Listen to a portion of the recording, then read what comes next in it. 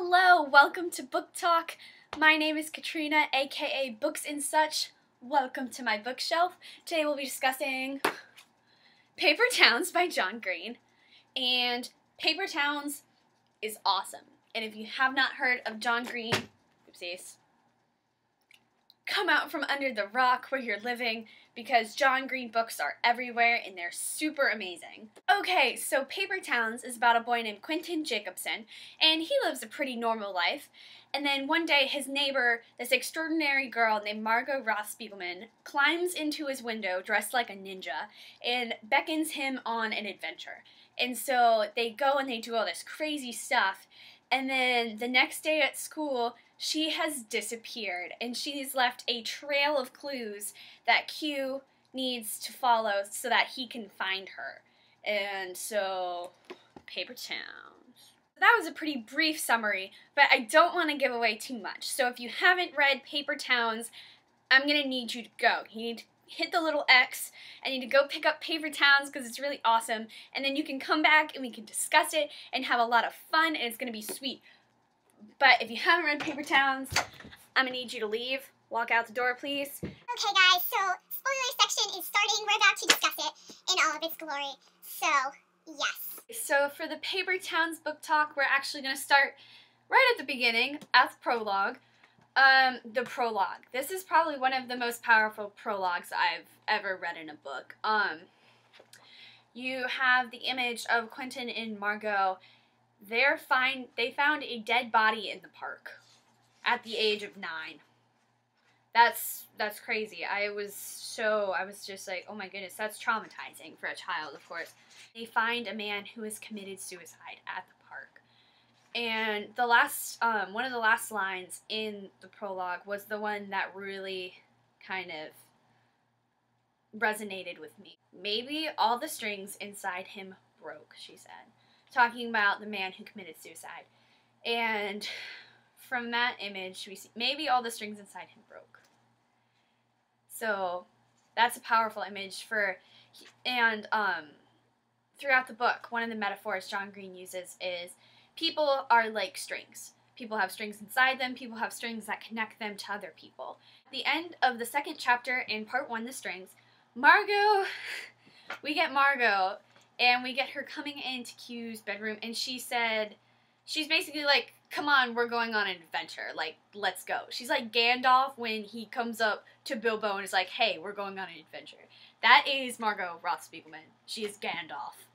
Margot Roth-Spiegelman is Gandalf.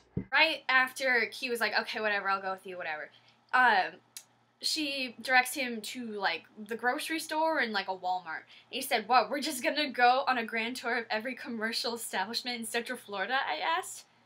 And then she goes, tonight, darling, we are going to right a lot of wrongs, and we are going to wrong some rights. The first shall be last, the last shall be first, the meek shall do some earth inheriting, but before we radically reshape the world, we need to shop. And then begins the crusade of revenge. And then she said, okay, Q, we're gonna go take revenge on someone. Who is it you want to take revenge on? He's like, okay, let's go to, I think his name's Chuck Parsons or something like that. They go to Chuck. And they're like, she's like, oh, I know where Chuck lives. Let's go get revenge on Chuck for you. And so she's like, I think it's that house. I'm like 99% sure. So they're like, okay, let's go. Hop in the window, make a noise. Up wakes up random old man. Right, either before that or after that, they casually walk into the SunTrust building. They're going to go on top of the SunTrust building, and they're going to watch the city. And she walks in. He's like, we're going to get caught, Margot. We're going to get caught. She goes, no, we're going to be fine. Trust me. And she walks in, says hey to the security guard, walks up the stairs. The security guard knows her, of course. Classic Margot. And then she's like, yeah, we're going to go break into SeaWorld. That's our last thing. And he goes, we're going to get caught. She's like, I know we're going to get caught. The question is whether we're going to go or not. And she's like, no, we're going to go. So, why not SeaWorld?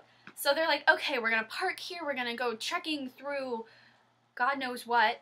And so they have to go across basically this, like, gross little ditch, river, slime thing. And Margot gets bitten by a snake. And Q is like, oh drat, she's gonna die, I gotta suck the venom out. He goes to suck the venom out of her ankle. It's just a gardener snake. She's fine. Classic Margot. And so they get into SeaWorld. They get caught. Bribes the security guard. It's like, hey, this is a lot of paperwork for you. You don't want to do this? Let us go. He lets her go. Just chilling. Classic Margot. Classic. Because he is convinced that she has left all these clues for him. And so originally, she leaves the poster on the shade. So he says, oh dang, that's a poster, we gotta go find stuff in a room. He finds, it's some kind of band, or Walt Whitman something. He goes on the record, he finds a record, on it is circled Walt Whitman's niece. He finds that, goes to the book in her bookshelf about Walt Whitman, finds the highlighted section, something about door jams, opens his door, finds an address. This address, he goes to the address. It's a mini mall. They think, at this point, they think that they're going to find Margot's body, which is a scary, scary thought. It's kind of morbid. And so they go, they get there, they're looking around, they find a few random clues. And they've been trying to piece this together over the course of their last, 3 weeks of their senior year. So they're finding all this stuff, they're getting all their clues together. Q is finding all this random stuff. He finally figures out where she is. They look on that editing site that Radar edits. They find a comment that says she's only going to be in this New York paper town for another, day. And so they don't go to their graduation. They leave graduation, and they're doing all this crazy stuff. They're making sure that they can get to there on time so that she doesn't leave. They find her. She never left any clues for them besides getting to the mini mall. She didn't want to be found. Classic Margot. And the thing that I love about John Green novels, what they really boil down to, is he finds his way to weave in these just amazing messages. But there are 1,000 ways to look at it. Maybe the strings break, or maybe our ship sink, or maybe we're grass, our roots so interdependent that no one is dead as long as someone is still alive. We don't suffer from a shortage of metaphors is what I mean. But you have to be careful about which metaphor you choose, because it matters. Overall, I thought it was a really, really good book. I mean, John Green writes wonderfully. I enjoyed it. I didn't really have any problems with it, I guess. I thought it was really funny that in the end Margot didn't want to be found. She said, I didn't leave those clues for you. You guys found those on your own. This entire novel, I was having this weird John Green anxiety because, John Green likes to break your heart. And so I was so worried that John Green was going to break our hearts. And so I was looking around and I'm looking through the book and, Margot disappears. I'm like, oh dear goodness. I'm like, oh no, she's dead. And for a while there, they thought that she had committed suicide and she was leading them to her body, which is extremely morbid. And so at first I was like, oh no, we're going to find her body. This is terrible. This is not going to be fun. And then they're like, no, she's probably alive. We just gotta go find her. She's alive somewhere. And then they figure out that one building has asbestos. Like, the mini mall, where they spend so much time, has asbestos. It's toxic.